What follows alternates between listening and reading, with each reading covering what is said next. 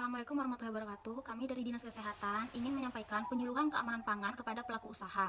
Pertama-tama, sebelum memulai penyuluhan pada hari ini, izinkan kami memperkenalkan diri sebagai pemateri. Yang pertama, saya Anissa Nurul Iza, NIM 2018-070. Perkenalkan, nama saya Dia Afila Fadilah, NIM 2018-079. Saya Fauzia Arisawati, NIM 2018-081. Perkenalkan, nama saya Novi Windy Aurelia, NIM 2018-093. Saya Chelsea Cantika Putri, NIM 2018-103. Baik, sebelum masuk ke materi, di sini saya akan memaparkan peraturan perundang-undangan di bidang pangan. Yaitu yang pertama, Peraturan Kepala BPOM Nomor 22 Tahun 2018 tentang pedoman pemberian sertifikat produksi pangan industri rumah tangga. Yang kedua, Peraturan BPOM Nomor HK.03.1.23.04.12.2207 Tahun 2012 tentang tata cara pemeriksaan sarana produksi pangan industri rumah tangga. Selanjutnya, Peraturan Menteri Kesehatan Nomor 26 Tahun 2018 tentang pelayanan perizinan berusaha terintegrasi secara elektronik sektor kesehatan. Dan Peraturan BPOM Nomor 31 Tahun 2018 tentang label pangan olahan. Selanjutnya yaitu saya akan menjelaskan tentang keamanan dan mutu pangan. Keamanan pangan adalah kondisi dan upaya yang diperlukan untuk mencegah pangan dari kemungkinan cemaran biologis, kimia, dan benda lain yang dapat mengganggu, merugikan, dan membahayakan kesehatan manusia, serta tidak bertentangan dengan agama, keyakinan, dan budaya masyarakat sehingga aman untuk dikonsumsi. Selanjutnya itu mutu pangan adalah nilai yang ditentukan atas dasar kriteria keamanan pangan, kandungan gizi, dan standar perdagangan terhadap bahan makanan dan minuman. Sesuai dengan amanat Undang-Undang Nomor 18 Tahun 2012 tentang pangan, pemerintah berkewajiban untuk menjamin keamanan pangan masyarakat dalam rangka pengawasan keamanan dan mutu pangan, khususnya pangan segar. Badan Ketahanan Pangan atau BKP, Kementerian Pertanian melalui Pusat Penganekaragaman Konsumsi dan Keamanan Pangan bertanggung jawab terhadap pelaksanaan kegiatan. Penetapan Pusat Penganekaragaman Konsumsi dan Keamanan Pangan sebagai institusi yang berwenang dalam pengawasan keamanan pangan ditetapkan dalam Peraturan Presiden Peraturan Nomor 45 Tahun 2015 tentang Kementerian Pertanian dan Peraturan Menteri Pertanian Nomor 43 Tahun 2015 tentang Organisasi dan Tata Kerja Kementerian Pertanian. Selanjutnya, terkait dengan teknologi proses pengolahan pangan, di sini ada dua cara. Yang pertama yaitu teknik pengolahan makanan panas basah dan teknik pengolahan panas kering atau dry heat cooking. Lalu yang kelima yaitu steaming, adalah memasak bahan makanan dengan uap air mendidih. Teknik ini biasanya dikenal dengan mengukus. Kemudian ada teknik poaching, yaitu merebus bahan makanan di bawah titik didih dalam menggunakan cairan yang terbatas jumlahnya. Proses poaching berlangsung sedikit lama dan suhu dalam air berkisar 83 Celcius sampai dengan 95 Celcius. Lalu, yang ketiga ada teknik braising, yaitu merebus bahan makanan dengan cairan sedikit, kira-kira setengah dari bahan yang akan direbus dalam panci penutup dan api kecil secara perlahan-lahan. Lalu, yang keempat yaitu teknik stewing atau menggulai, adalah mengolah bahan makanan yang terlebih dahulu ditumis bumbunya dan direbus dengan cairan yang berbumbu dengan api sedang. 5 yaitu steaming, adalah memasak bahan makanan dengan uap air mendidih. Teknik ini biasanya dikenal dengan mengukus.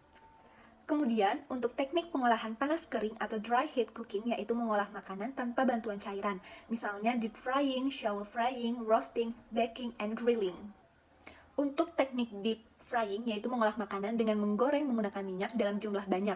Pada teknik ini, yang digoreng betul-betul tenggelam dalam minyak dan memperoleh hasil yang crispy dan kering. Lalu ada shallow frying, yaitu proses menggoreng yang dilakukan dengan cepat dalam minyak goreng yang sedikit. Nah, terdapat dua cara dalam pengolahan shallow frying, yaitu cara pan frying atau sauteing.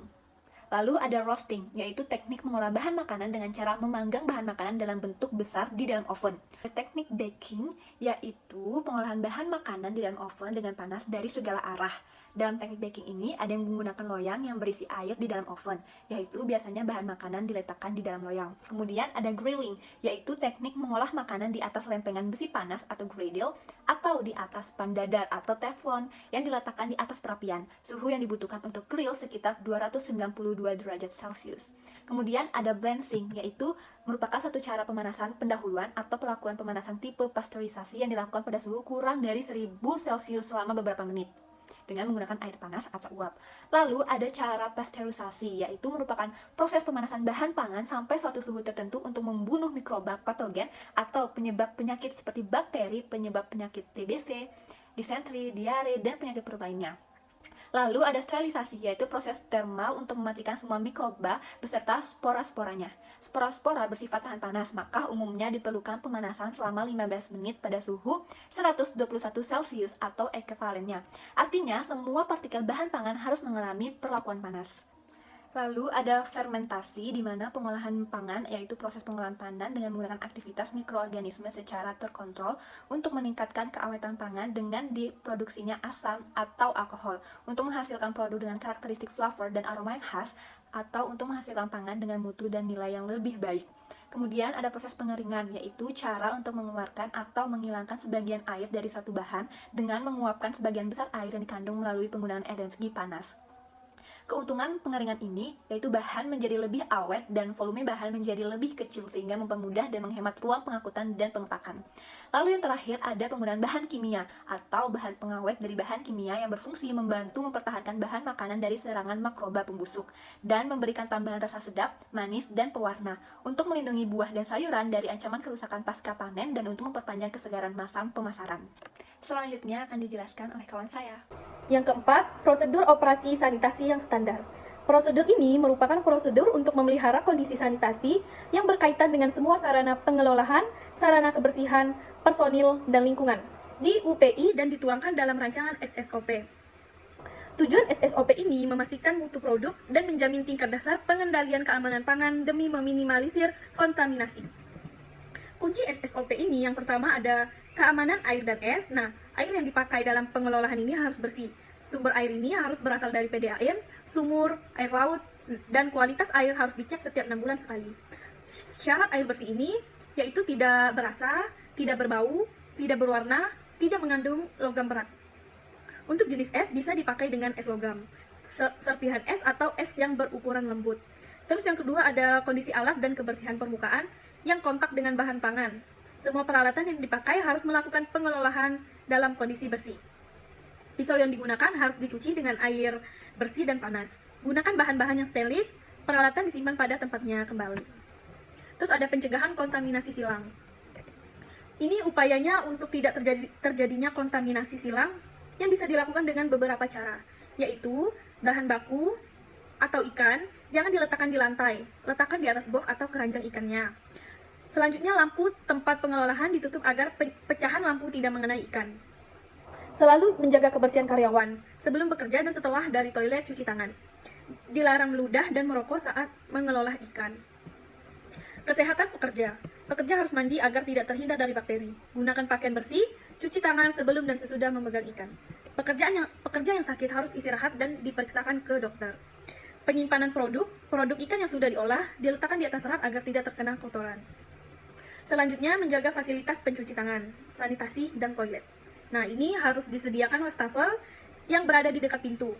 Air harus mengalir dan dilengkapi dengan fasilitas sanitasi seperti sabun antiseptik dan pengering tangan.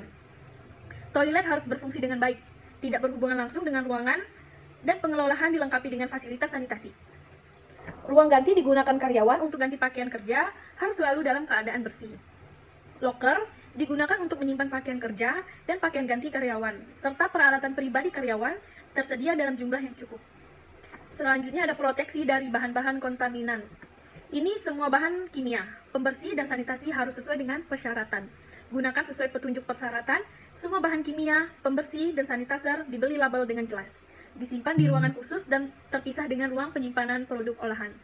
Penggunaannya harus sesuai dengan prosedur dan ada petugas khusus yang ditunjuk dan bertanggung jawab dalam penanganan bahan kimia. Selanjutnya harus diperhatikan dari produksi industri rumah tangga adalah tempat produksi. Yang pertama, bebas dari pencemaran semak belukar dan genangan air. Yang kedua, bebas dari hama dan serangga. Selanjutnya, yang ketiga adalah tempat produksi tidak dekat dengan tempat pembuangan sampah, baik pembuangan sampah padat maupun tempat pembuangan sampah cair dan tempat yang kotor lainnya. Selanjutnya, IRT tidak boleh berada di tempat permukiman yang padat penduduk. Lingkungan harus selalu diperhatikan dengan cara membuang sampah tepat waktu, menutup tempat sampah, dan memperhatikan selokan-selokan yang berada di sekitar. Selanjutnya adalah bangunan dan fasilitas industri rumah tangga. Bangunan dan fasilitas industri rumah tangga dapat menjamin bahwa pangan produksi tidak tercemar dari bahaya fisik, biologis, dan kimia, serta mudah dibersihkan dan disanitasi. Peralatan produksi seharusnya yang kuat, tidak mudah berkarat, dan mudah dibongkar pasang. Peralatan produksi harus diletakkan sesuai dengan urutan prosesnya sehingga mempermudah pengerjaan dan mempermudah dibersihkan. Semua peralatan seharusnya dipelihara agar berfungsi dengan baik dan menjamin kebersihannya. Suplai air. Air yang digunakan selama proses harus cukup dan memenuhi persyaratan kualitas air atau air minum. Fasilitas higienis dan sanitasi. Kegiatan higienis dan sanitasi diperlukan untuk menjamin agar bangunan dan peralatan selalu dalam keadaan bersih dan mencegah terjadinya kontaminasi dari karyawan. Pengendali hama, tikus, serangga, dan lain-lain merupakan pembawa dari pencemaran biologis yang dapat menurunkan mutu dan keamanan pangan. Kegiatan pengendalian hama dilakukan untuk mengurangi kemungkinan terjadinya masuk hama ke ruang produksi. Kesehatan dan higienis karyawan. Kegiatan higienis karyawan akan menjamin produksi tersebut dengan baik. Pengendalian proses produksi. Untuk menjamin produksi yang baik dan bermutu, proses produksi harus diperhatikan dengan benar. Pengendalian proses produksi pangan industri rumah tangga dapat dilakukan dengan cara menetapkan sertifikat bahan baku, menetapkan komposisi dan formulasi bahan, menetapkan jenis, ukuran, dan spesifikasi kemasan, menetapkan keterangan lengkap tentang produk yang akan dihasilkan termasuk nama produksi, tanggal produksi, dan tanggal kadaluarsa. Terus kemudian ada label pangan harus jelas dan inovatif. Untuk mempermudahkan konsumen memilih, menyimpan, dan mengelola konsumsi dengan pangan, kode produksi pangan diperlukan untuk penarikan produksi jika diperlukan. Lalu ada penyimpanan yang baik. Penyimpanan yang baik dapat menjamin mutu dan keamanan bahan produksi yang diolah. Penanggung jawab. Penanggung jawab minimal harus mempunyai pengetahuan tentang prinsip-prinsip dan praktek higienis dan sanitasi serta proses produksi pangan yang ditanganinya. Kedua, kegiatan pengawasan seharusnya dihendaki dengan rutin. Lalu ada penarikan produksi. Penarikan produksi pangan adalah tindakan penghentikan peredaran pangan karena diduga sebagai penyebab timbulnya penyakit atau keracunan pangan. Tujuannya adalah untuk mencegah timbulnya korban yang lebih banyak karena mengkonsumsi pangan yang membahayakan kesehatan. Pencatatan dan dokumentasi. Pencatatan dan dokumentasi yang baik diperlukan untuk mempermudah penelusuran masalah yang berkaitan dengan proses produksi. Yang pertama, pemilik seharusnya mencatat dan mendokumentasikan penerimaan bahan baku, bahan tambahan pangan, dan bahan penolong sekurang-kurangnya, produk akhir sekurang-kurangnya yang memuat jenis produk, tanggal produk, kode produk, dan jumlah produk. Catatan dan dokumen harus disimpan selama 2 kali umur simpan produk pangan yang dihasilkan. Pelatihan dan karyawan. Pemimpin dan karyawan industri rumah tangga harus mempunyai pengetahuan dasar mengenai prinsip-prinsip dan praktek higienis dan sanitasi pangan serta proses pengolahan pangan yang ditanganinya agar dapat memproduksi pangan yang baik dan bermutu. Baik, selanjutnya mengenai penggunaan bahan tambahan pangan atau BTP. Menurut Peraturan Menteri Kesehatan RI tentang bahan tambahan pangan nomor 772/Menkes/Per/9/88 nomor 1168/Menkes/Per/10/1999, bahan yang biasanya tidak digunakan sebagai makanan dan biasanya bukan merupakan komponen khas makanan, mempunyai atau tidak mempunyai nilai gizi yang dengan sengaja ditambahkan ke dalam makanan untuk maksud teknologi pada pembuatan, pengolahan, penyimpanan, perlakuan, pengepakan, pengemasan, dan penyimpanan. Nah, banyaknya ditemukan produsen industri rumah tangga yang menggunakan BTP sintetis pada pengolahan produknya seperti pewarna, penyedap, pemanis, dan pengawet.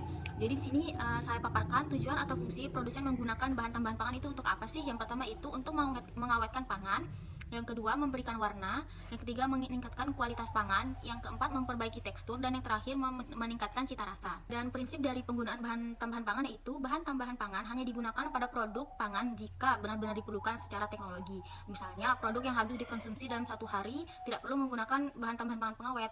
Selanjutnya, bahan tambahan pangan tidak boleh digunakan untuk menyembunyikan penggunaan bahan yang tidak memenuhi persyaratan, menyembunyikan cara kerja yang bertentangan dengan cara produksi yang baik, menyembunyikan kerusakan pangan, dan tentunya tidak boleh mempengaruhi kesehatan konsumen, dan yang terakhir tidak boleh menyesatkan konsumen. Selanjutnya, gunakan bahan tambahan pangan yang diizinkan sesuai dengan peraturan. Penggunaan bahan tambahan pangan tidak boleh melebihi batas maksimum yang ditetapkan menggunakan timbangan analitik. Spesifikasi bahan tambahan pangan yang digunakan harus food grade dan memenuhi ketentuan dalam Kodeks Makanan Indonesia. Gunakan sediaan bahan tambahan pangan yang telah memiliki nomor izin edar atau MD/MDL. Baca takaran penggunaan dan gunakan sesuai petunjuk label kesediaan bahan tambahan pangan. Lanjut, seiring dengan perkembangan zaman, perkembangan teknologi, banyak beredar pemberitaan negatif mengenai bahan tambahan pangan. Hal ini dikarenakan masyarakat masih belum paham sepenuhnya mengenai bahan-bahan kimia yang berbahaya yang tentunya dilarang digunakan pada pangan dengan bahan tambahan pangan yang diizinkan untuk pangan. Jadi terdapat bahan kimia atau bahan tambahan pangan yang diizinkan dan terdapat bahan tambahan pangan yang tidak diizinkan. Di sini saya tampilkan bahan-bahan kimia apa saja yang berbahaya digunakan sebagai bahan tambahan pangan. Jadi penggunaan bahan tambahan pangan ini aman sepanjang mengikuti peraturan ditetapkan oleh lembaga pemerintahan sebagai otoritas keamanan pangan. Jadi jika terdapat bahan-bahan yang saya paparkan dalam materi ini, bahan-bahan tersebut tidak aman digunakan sebagai bahan tambahan pangan. Saat ini berdasarkan Peraturan Menteri Kesehatan RI nomor 033 tahun 2012 tentang bahan tambahan pangan, terdapat 27 jenis bahan tambahan pangan yang diizinkan. Selanjutnya yaitu saya akan menjelaskan tentang persyaratan label dan iklan pangan. Yang pertama yaitu persyaratan label. Dalam pasal 5 Peraturan BPOM nomor 31 tahun 2018 tentang label pangan olahan, dalam hal label pangan olahan ini yaitu harus memuat yang pertama yaitu nama produk, selanjutnya daftar bahan yang digunakan, berat bersih atau isi bersih, nama dan alamat pihak yang memproduksi atau mengimpor, halal bagi yang dipersyaratkan, tanggal dan kode produksi, keterangan kadaluarsa, nomor izin atau edar, dan asal-usul bahan pangan tertentu. Berikut contoh dari labelnya bisa dilihat di slide PPT. Selanjutnya yaitu iklan pangan. Yang pertama, iklan pangan yang berkaitan dengan gizi dan kesehatan, yaitu pernyataan dan atau gambar bahan pangan yang dapat diiklankan harus sesuai dengan klaim atau label yang disetujui. Yang kedua, iklan dilarang menyatakan seolah-olah pangan ini berlabel gizi mempunyai kelebihan dari pangan yang tidak berlabel gizi. Yang ketiga yaitu iklan dilarang memuat pernyataan kandungan zat gizi pada pangan apabila kandungan zat gizi tersebut tidak seluruhnya berasal dari pangan tersebut, tetapi sebagian diberikan oleh pangan lain yang dapat dikonsumsi bersama-sama. Selanjutnya yaitu iklan pangan olahan tertentu, iklan tentang formula bayi, formula lanjutan, dan pangan untuk keperluan medis khusus dilarang dimuat dalam media massa kecuali dalam media cetak khusus tentang kesehatan. Iklan tentang formula bayi dan formula lanjutan wajib memuat keterangan bahwa pangan yang bersangkutan bukan pengganti ASI. Yang kedua, pangan untuk bayi yang boleh diiklankan hanya makanan pendamping ASI atau MP-ASI. Yang ketiga, iklan MP-ASI dilarang menampilkan gambar bayi di bawah usia 6 bulan. Selanjutnya yaitu iklan BTP. Yang pertama yaitu iklan bebas tambahan pangan atau yang semakna harus sesuai dengan ketentuan peraturan perundang-undangan. Yang kedua yaitu iklan sediaan pemanis buatan dilarang menggunakan tulisan, kata-kata, dan gambar yang seolah-olah pemanis buatan itu berasal dari bahan yang alami. Selanjutnya yaitu iklan minuman beralkohol. Yang pertama yaitu setiap orang dilarang mengiklankan minuman beralkohol dalam media massa apapun. Yang kedua yaitu tidak mempengaruhi atau merangsang khalayak untuk mulai meminum minuman beralkohol. Yang ketiga yaitu tidak menampilkan atau menunjukkan terhadap anak di bawah umur 21 tahun dan wanita hamil. Selanjutnya yaitu iklan yang menyertakan undian atau sayembara dan hadiah.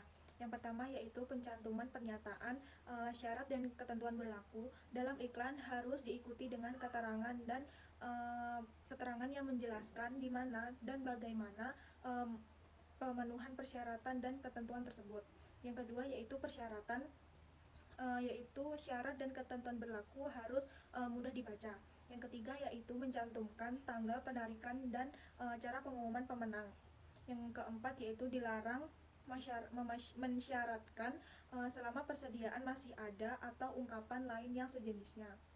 Dan yang terakhir yaitu iklan pangan halal. Yang pertama yaitu kata halal pada suatu produk hanya dapat disiarkan sesudah produk tersebut memperoleh sertifikat halal resmi dari lembaga yang berwenang. Yang kedua yaitu kata halal tidak boleh dieksploitasi. Eksploitasi kata halal adalah penggunaan label halal atau kata halal sebagai pesan utama yang dikampanyekan dengan tujuan untuk Selanjutnya pencantuman label halal. Nah, pencantuman label halal makanan dalam kemasan negeri ini harus sesuai dengan izin BPOM RI. Sedangkan untuk bahan pangan milik industri rumah tangga atau PIRT, pencantuman label halalnya itu harus seizin Balai Pengawas Obat dan Makanan atau Balai BPOM pada provinsi.